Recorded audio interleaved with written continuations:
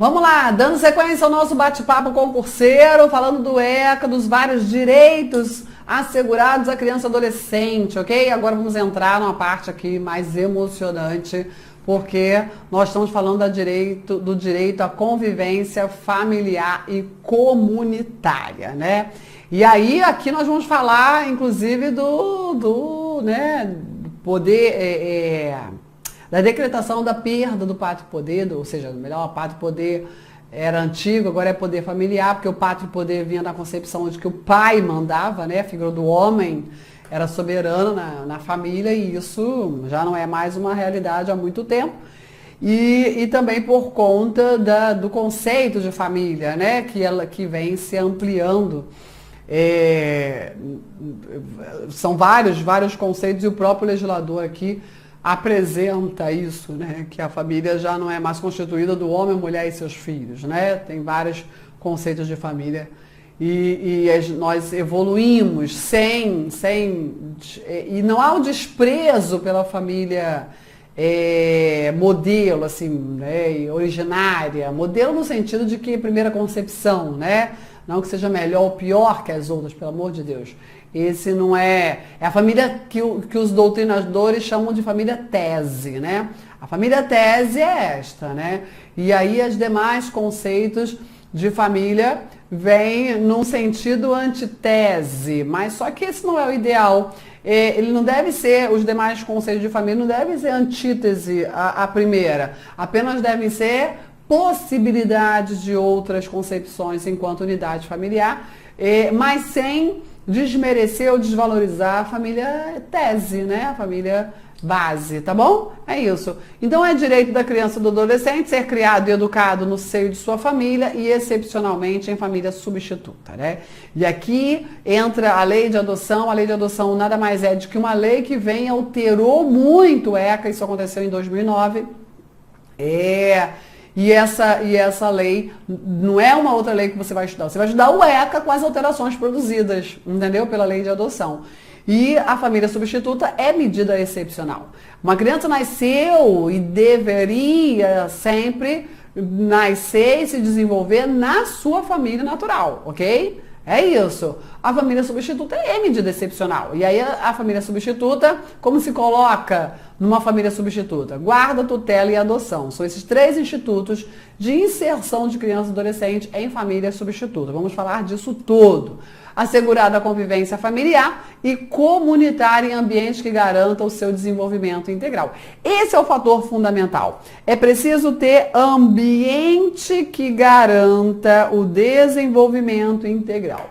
Se a família tese não traz ambiente, né? E eu tô falando da família tese mesmo, tô falando da família natural não. Família natural é onde ela nasceu. Família tese é a ideia originária de concepção de família, homem, mulher e seus filhos, ok? Quando a família tese, ela deixou de oferecer um ambiente, né, garantidor de desenvolvimento integral, é que ela veio sendo questionada. Mas na realidade não é a família tese que tem que ser questionada, né? O que tem que ser questionado é os integrantes nessa família que passaram o quê? A desvirtuar do seu dever. Porque nós, pessoas adultas, temos o dever, não é estar fazendo um favor não, tem que dever de cuidar de seus crianças, seus adolescentes, garantindo o desenvolvimento integral dessas crianças e adolescentes. Então, muitos adultos já lavaram as mãos, né? E aí, por isso, tanto questionamento da família tese, entendeu?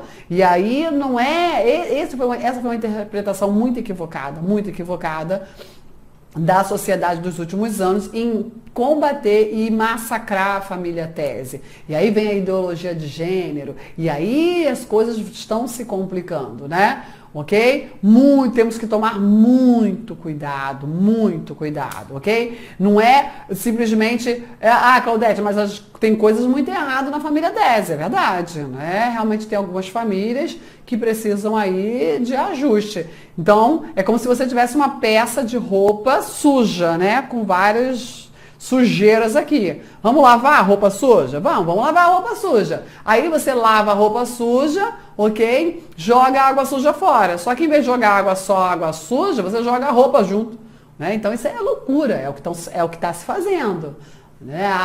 A família tese não presta, vamos jogar ela fora. Tá errado, tá errado. Ela é excelente instituição, não é a única instituição, entendeu? Ok? Vamos lá, seguindo. Toda criança ou adolescente que estiver inserido em programa de acolhimento familiar ou institucional terá sua situação reavaliada no máximo a cada 6 meses. Então, você chegou numa situação, né, excepcional. Artigo 19, eu sempre coloco o artigo aqui para você, né? E aí, você já sabe que a criança, o ideal é que a criança ou adolescente se desenvolva na sua família natural. A inserção em família substituta é medida excepcional. E a inserção em família substituta, ela passa por diversos processos e procedimentos. E uma das situações é afastar a proteção da criança. Tira essa criança e esse adolescente da sua família natural para protegê-la e vai inserir essa criança e esse adolescente em programa de acolhimento familiar, quando tem as chamadas famílias acolhedoras, não é com intuito de adoção, ou o acolhimento institucional, o antigo abrigo, né? Pelo amor de Deus, abrigo não se confunde com internação, tá? Internação é medida socioeducativa, nós vamos falar disso. Não gosto de falar punição, né? Porque não é penalidade, mas é um castigo, né, para aquele adolescente infrator que praticou conduta análoga a crime, né? Isso provado. Enfim, então acolhimento institucional aqui não é medida socioeducativa não, ok? Aqui é medida de proteção. Nós estamos falando do antigo abrigo que mudou de nome, agora se chama acolhimento institucional. Então, essa criança, seja no acolhimento familiar, seja no acolhimento institucional, tem que ter o acompanhamento. Tem lá a sua situação reavaliada no prazo máximo. Cuidado com esse máximo na prova. Já vi mínimo na prova e está errado. Prazo máximo a cada 6 meses. Não pode passar de 6 meses essa reavaliação. Devendo aí a autoridade judiciária competente, ou seja, o juiz, com base no relatório da equipe interdisciplinar ou multidisciplinar, decidir pela possibilidade de reintegração na sua família, né, natural, ou perceber que realmente não é o caso, determinar a colocação em família substituta nas modalidades de guarda, tutela ou adoção que aqui eu trouxe, apresentei aqui no artigo 28, ok? Então é isso, a colocação em família substituta far-se-á mediante esses 3 institutos, guarda, tutela ou adoção, isso cai muito em prova, independentemente da situação jurídica da criança ou adolescente. A gente vai ver esses detalhes mais à frente, ok? A permanência da criança e do adolescente em programa de acolhimento institucional não se prolongará por mais de 2 anos, né? Porque assim, o acolhimento institucional, os antigos abrigos, orfanatos, né? E é a institucionalização, né, da vida, né? Do afeto. E não é o local adequado por mais que tentem os administradores dessas entidades e os profissionais que ali atuam, existe uma limitação, né? Família é família, certo? Por isso que a institucionalização não deve ser longa, não pode passar de 2 anos, esse é o ideal. Aquilo que eu falo, mas Claudete, eu conheço uns casos de criança que passou a vida inteira, eu também. Mas é o ideal? É que o ECA traz como regra? Não. É aquilo que eu falei para você. Quem dera que nós conseguíssemos cumprir a lei, né? A gente não cumpre. Salvo comprovada a necessidade que atenda seu superior interesse devidamente fundamentado pela autoridade judiciária. Não tem outro jeito. A manutenção ou reintegração de criança ou adolescente à sua família sempre terá preferência em relação a qualquer outra providência, caso em que será esta incluída em serviço e programa de proteção, apoio e promoção, ok? Ou seja, se tira a criança ou adolescente da sua família natural, para quê? Para proteger essa criança e esse adolescente. Ah, Claudete, para cuidar da criança e do adolescente? Não, muitas vezes tira para afastar simplesmente, mas para cuidar da família. Quem está precisando de cuidado, de orientação, de medidas, né, que devem ser aplicadas são os familiares.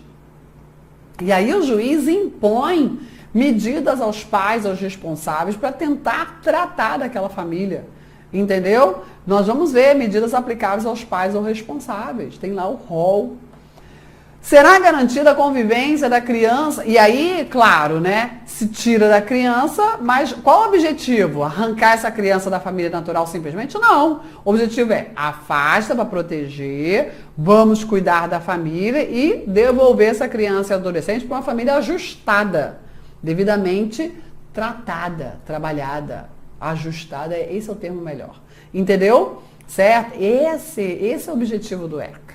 E aí, será garantida a convivência da criança e adolescente com a mãe e com o pai, privado de liberdade, por meio de visitas periódicas promovidas aí pelo responsável ou nas hipóteses de acolhimento institucional pela entidade responsável. Aqui, quem está preso é o pai ou a mãe, ok? Olha lá, com o pai ou mãe privado de liberdade. Não estou falando do adolescente infrator internado não, viu? Cuidado com isso.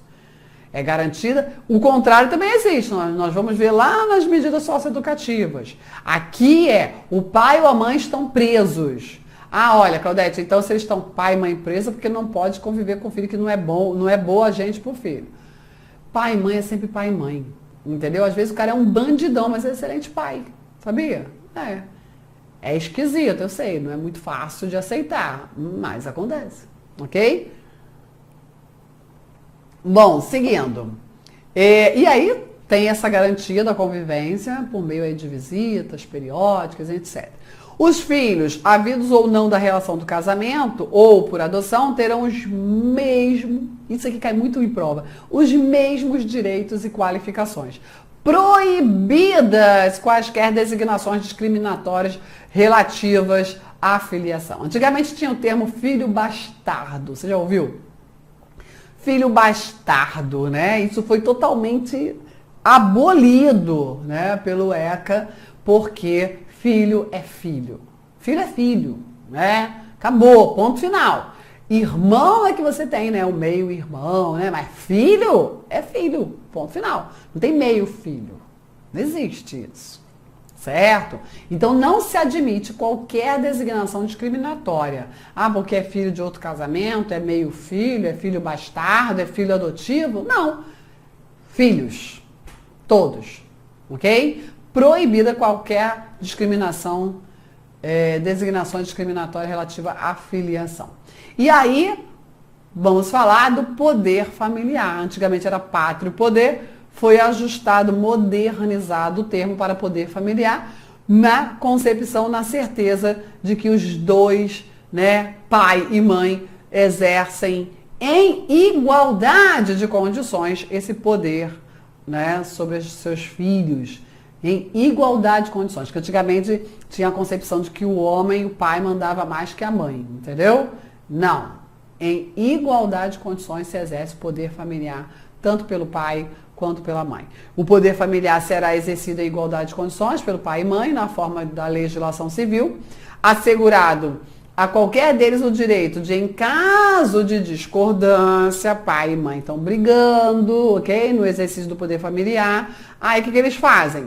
Vai lá e recorre ao juiz, ok? Então lá os dois não estão se entendendo, faz o quê? O juiz vai decidir o que é que vai ser resolvido, ok? O que mais? Deveres dos pais: sustentar, guardar e educar os filhos menores. Maioridade atingida, acabou o dever, viu? Fazer cumprir as determinações judiciais. Sustentar, guardar e educar os filhos menores. Maioridade aqui é atingida aos 18 anos. E aí acabou. Acabou o dever, entendeu? Dos pais, com a maioridade.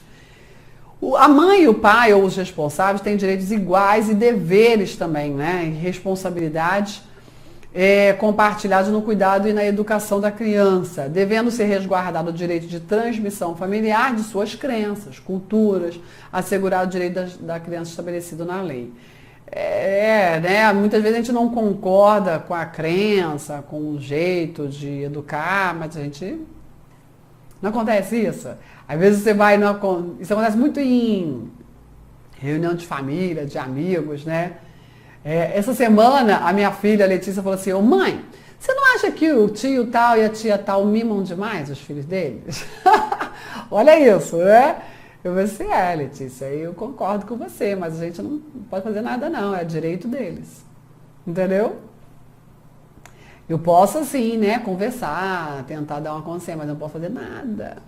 Nada. A gente pode conversar, trocar ideia, né, com muita educação, com muito tato, mas a gente não pode, né, ir lá, a não ser que haja risco para criança e adolescente, mas se você apenas não concorda com o jeito de educar, né? Isso aí, sinto muito, engole aí sua opinião. Perda ou suspensão do poder familiar. Vai acontecer, vai ser determinada a perda ou suspensão do poder familiar quando se comprovar que foram descumpridas as obrigações, né, pelos pais. De quais são as obrigações? Sustentar, guardar e educar, né? Ok? Falta ou carência de recursos não motiva a perda ou suspensão do poder familiar, e sim a inclusão da família em programas de auxílio, né? Isso é muito importante. Eu, no cumprimento dos mandados, né, muitas vezes eu vou nos processos de adoção ou de conflito familiar, né, e aí, principalmente a adoção.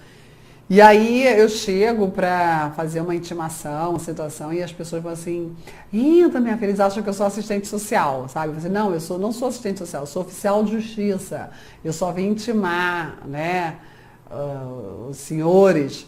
E aí, mas muitas vezes eles desconfiam, acham que não. Aí, não, você pode entrar, você quer ver o quartinho da criança, né? Porque às vezes já está num estágio de convivência, entendeu? Você quer ver o quartinho da criança? Você quer ver? Olha, hoje aqui a minha casa está bagunçada porque ainda não deu tempo de eu arrumar, porque eu acordei agora. Você, não tem problema. É porque de manhã a casa de todo mundo não está muito organizada pela manhã. Eu sei disso, a minha também não fica organizada. E aí, são raras, né? As casas ficam organizadas de um dia para o outro. Não tem problema. Não, mas você vem aqui, olha aqui. Mas a gente é pobre, mas a gente tem medo de não conseguir. Eu já vi alguns casos disso, né? E eu falei assim, não, olha só, jamais o aspecto financeiro vai ser considerado.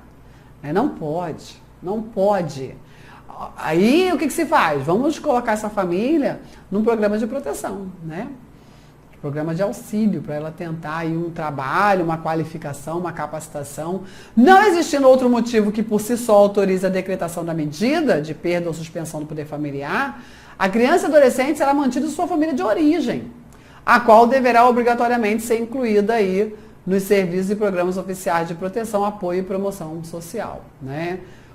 Se nós tivéssemos bons programas, muita coisa seria resolvida. E a condenação criminal do pai ou da mãe não implica também destituição do poder familiar, né? Salvo se a condenação foi por crime doloso, sujeito à reclusão contra o próprio filho ou filha. Né? E aí nem é qualquer crime, crime doloso, sujeito à reclusão. Aí vai sim implicar contra o próprio filho ou filha. Aí vai implicar na destituição do poder familiar, ok? A perda do poder familiar, certo? Que aí realmente é grave, né? E aí, outro rol muito importante é esse aqui, medidas aplicáveis aos pais ou responsável, né? Aquilo que eu falei, muitas vezes não é o adolescente que sofre medidas, né? É o pai, é a mãe, é o responsável, aquele que deveria zelar por essa criança, por esse adolescente, que está desajustado. E aí, quais são as medidas aplicáveis? Isso aqui cai muito em prova, hein? Medidas aplicáveis aos pais ou responsáveis. Encaminhamento a serviços e programas oficiais comunitários, né, de proteção, apoio e promoção da família. Inclusão em programa oficial comunitário de auxílio, orientação, tratamento a alcoólatras e toxicômanos.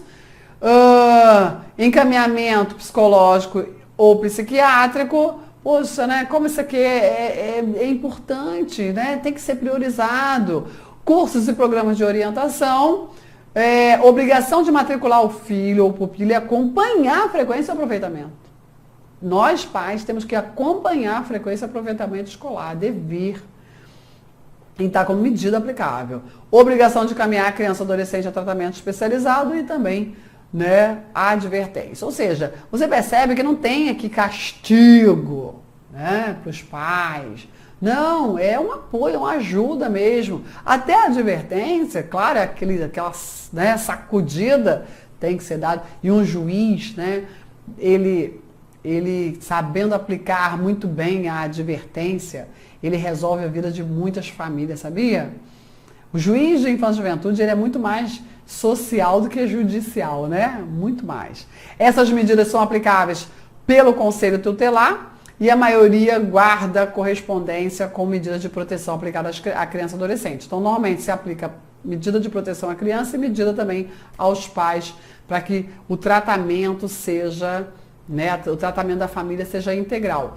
Cuida da criança e do adolescente com medidas de proteção e trata a família. As medidas 8 a 10. Ah, tá aqui, ó. Eu falei, ué, cadê elas? Que são medidas aplicáveis aos pais, somente serão aplicadas pelo juiz da infância e juventude. Isso aqui cai muito em prova. Mas isso aqui cai muito em prova. Quais as medidas aplicáveis aos pais irresponsáveis que somente podem ser aplicadas pelo juiz da infância e juventude após o processo, ouvido sempre o Ministério Público? A perda da guarda, a destituição da tutela, a suspensão ou destituição do poder familiar.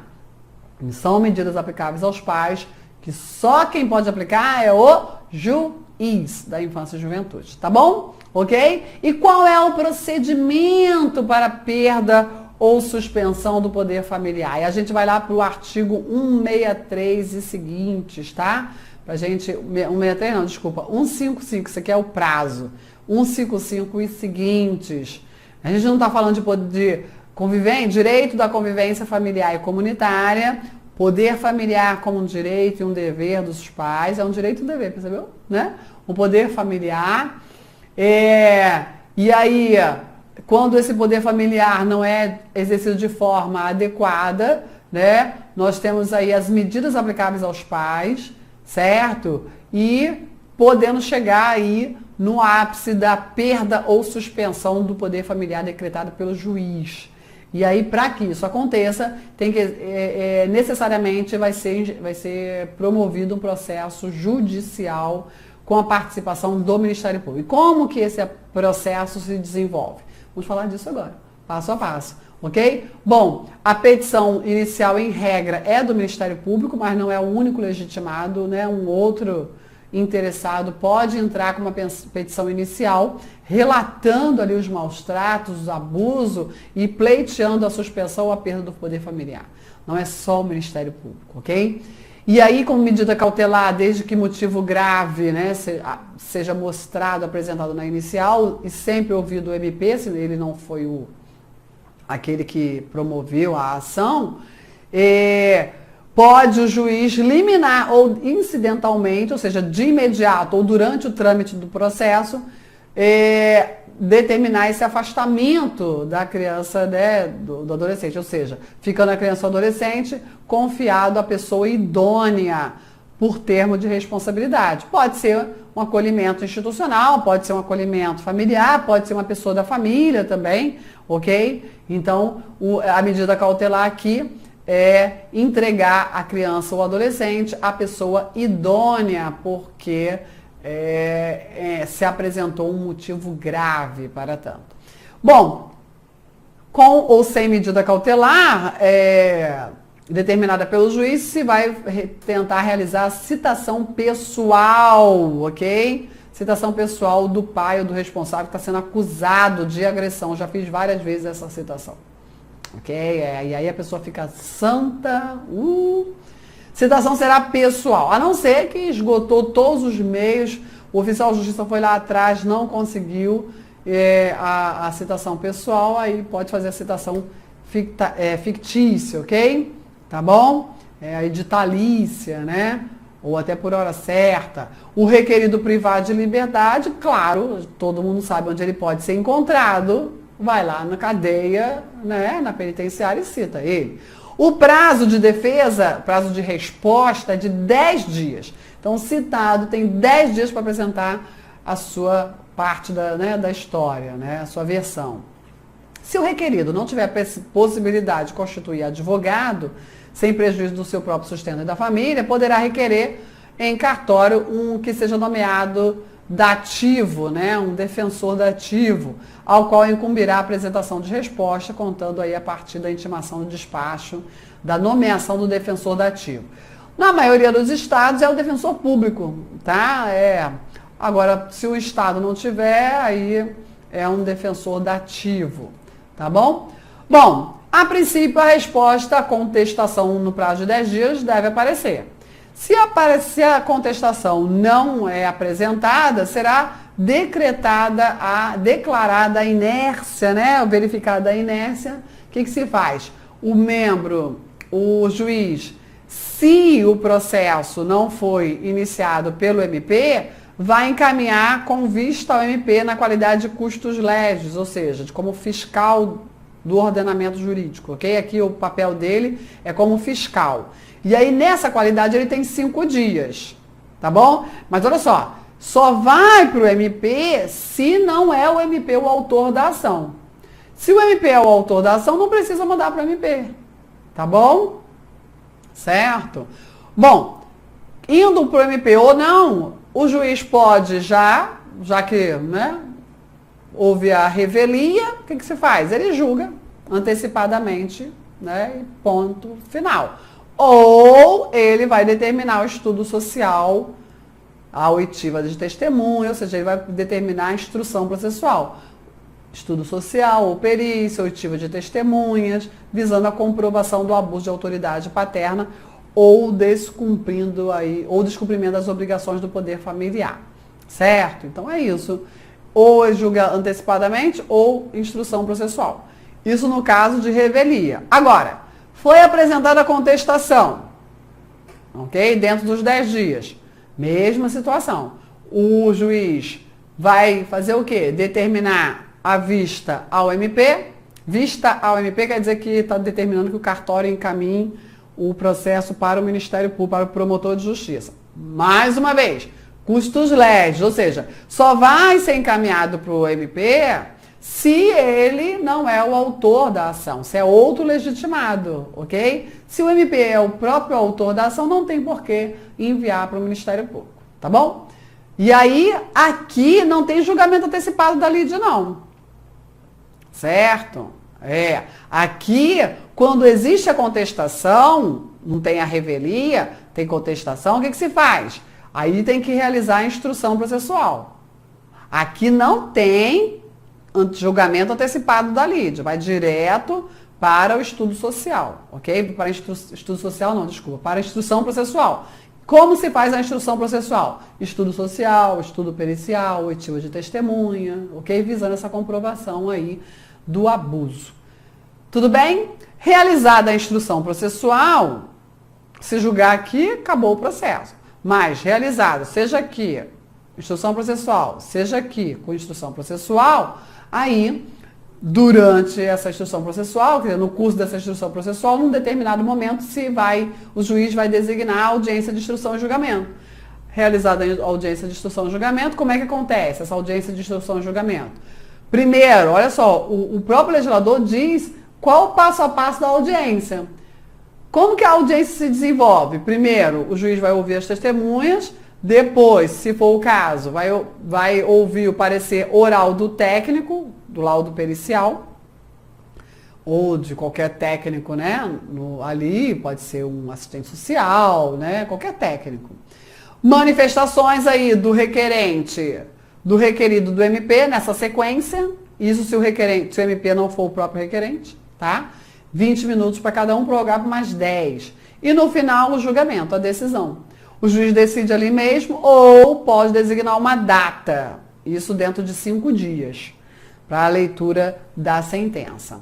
É obrigatória a oitiva dos pais que forem identificados e estiverem em local conhecido, porque aqui está destituindo o poder familiar ou suspendendo.